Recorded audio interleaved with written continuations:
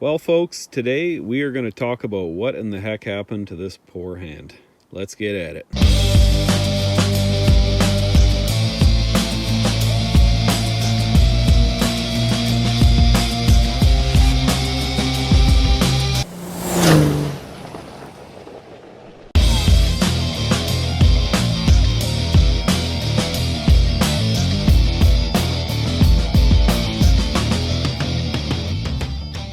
All right, folks, today we are going to talk about what happened to my buggered up hand. I'm sure many of you have noticed it. I've mentioned it briefly a while ago, but in the last couple of months, I posted a YouTube short, and all of a sudden it got like 800,000 or 900,000 views, and I wasn't even really talking about the hand. I was just mentioning to be careful in the shop and just showing my hand as like an example of how bad metal can hurt you. And tons of people had all kinds of questions, but I figured I would just go into depth a little bit and explain what the heck happened. Okay, so first of all, as you can tell, it is my right hand.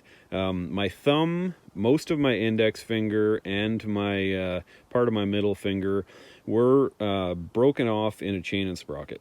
All right, so I was 16 years old working in a sawmill. It got caught in a chain and sprocket. I didn't see it. I just rested my hand on the edge of something, and on the other side of that was a chain and sprocket spinning. There was actually a welder there to put on a bunch of guards and stuff like that around the mill, and unfortunately he had not gotten to that one yet, and yeah, it definitely left a mark. So I think the biggest thing that people had questions about is just like, what exactly is it that we're even looking at? Because it does look like a very strange hand. This nub that you see wiggling, this was what was left of my index finger. So essentially, my index finger was taken off at that knuckle, and a surgeon with a lot of imagination decided that we could take that nub, slide it down my hand a little bit, and connect it with my thumb muscles. So in my mind, that is moving my thumb, and this is moving my index finger. So obviously it is not an opposing digit, but as you can see, that groove in there is kind of like this big ball of muscle, and right next to that is a little groove that is surprisingly just enough to hold on to things. So as you can see, holding onto this stick, it's kind of helped to give a little groove so that I am able to use it to some degree.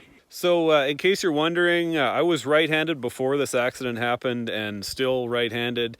There's a lot of things I've just had to learn to be ambidextrous and deal with it. All sorts of different stuff. Opening doorknobs, holding a glass of water, all sorts of things are just not possible with that hand. But it's one of those things where a lot of time has gone by, and I have learned to kind of figure out a way to get most things done. Now, let me tell you, in some ways I was pretty lucky that it happened so young, because I only had the fingers for 16 years, and it's been over 22 years since that happened. So, on the one hand, I have had a lot of practice and a lot of time to kind of get used to it, but I will tell you, on a day-to-day basis, especially working on my truck, trying to thread a bolt in up around a corner where only your right hand will go is super challenging. There's pain that comes along with it. It gets cold. There's nerve endings that still all this time later definitely hurt. I've had phantom pains and phantom itches and all kinds of stuff like that. And I will tell you, it's impressive that I'm still able to partake in a lot of things that I'm interested in, but it is a constant annoyance, and it is definitely an ordeal to deal with all the time. All right, so now I'm going to try and explain how the accident happened.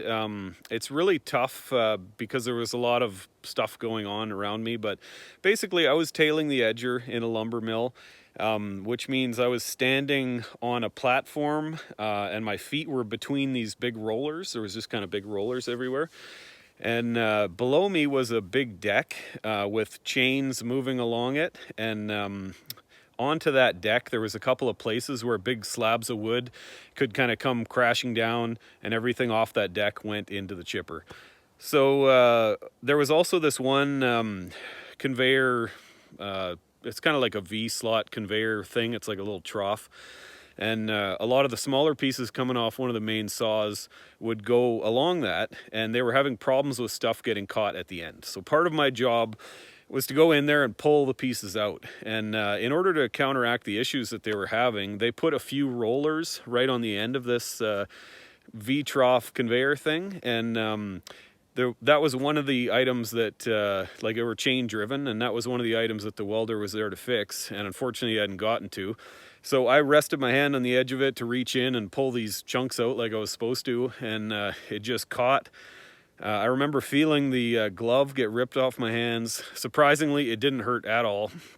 And a lot of people have asked me sort of what was going through my head, and I looked at my hand, and as ridiculous as this sounds, my first thought was, is this worth stopping over, or should I just sort of suck it up and get back to work? And seconds later realized, you know, this is a serious thing, and ran up to the office. The first aid guy was running and tripping, and everybody's freaking out and stuff. They drove me to the hospital. I remember it hurt a lot, but one thing I learned about myself that I was actually really surprised is that I wasn't really that phased mentally. A lot of people asked me if I had passed out or, you know, things like that. And I remember things were pretty calm. It just really hurt, you know. And so they loaded me in a hospital and drove me to a bigger city. I grew up in a tiny little town. And so they drove me to a city where I could get surgery. And they did that, stitched her up, and kicked me out of the hospital the next day. And let me tell you, as a 16-year-old, that really changed the course of my life. In some ways for the better, but, you know, I was talking with the boss about starting a saw filing apprenticeship at the mill, and you know, I was thinking about sticking around and doing that kind of work, and I ended up getting retrained, and as I went to film school and did like this digital filmmaking and multimedia course, and for about a decade after that I worked filming all kinds of stuff, documentaries, live events, real estate, some music video stuff, all kinds of different things. And that was my job for quite a while. I moved away from that, and in the last couple of years I've sort of gotten back into it, but for fun and doing this YouTube channel thing. So anyways, that was the basic thing that happened. It was a serious thing to go through, and you know, I think the biggest thing that I have to keep in mind is in a lot of ways I was really lucky. The guys told me that after my thumb went through, it broke the chain. I can't say for sure, I never saw it, but maybe it just kicked the chain off of the sprocket or whatever. But yeah, you know, and the other thing is they never found my thumb or index finger. They found part of my middle finger, but it wasn't really a cut. It was just kind of broken off. So they weren't able to reattach it. I don't know what happened to the thumb and index finger. They might have gone into the chipper, or they might have ended up in some pile of boards at the back of the yard. I have no idea.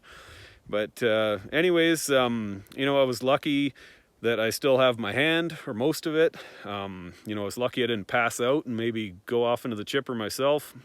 I probably wouldn't have made it in there, but passing out in that situation with all those chains moving around and stuff could have only made things worse. So anyways, that's about all there is to the story. You know, there was definitely a couple surgeries and lots of physio and all kinds of stuff like that. I have to say, you know, it sucks that it happened, but in a lot of ways I just feel so lucky that I've been able to continue on some level to pursue the things I'm interested in. I think they had labeled me as 27% disabled, or 17 or something, somewhere in around 20 or 30 or somewhere in there. And you know, it's a constant struggle. There's plenty of pain that still comes along with it. As an adult, I've had nightmares where I'm crunched up in a ball and there's spinning gears. Don't take any more parts. Like, it's it definitely affected me, but you know, here I am all these years later, and somehow managed to get this dirty old truck torn right down to a bare frame and put back together for the most part. You know, I've been able to do some indoor rock climbing and riding dirt bikes and quads and all sorts of things. So in the grand scheme of things, I definitely got bit, but pretty lucky, you know, to still be able to function as much as I can. So anyways, I have had a fun day out cruising around in the gravel. The old truck is running about as good as it ever has. Still lots of things to fix, but let me tell you, things are coming along.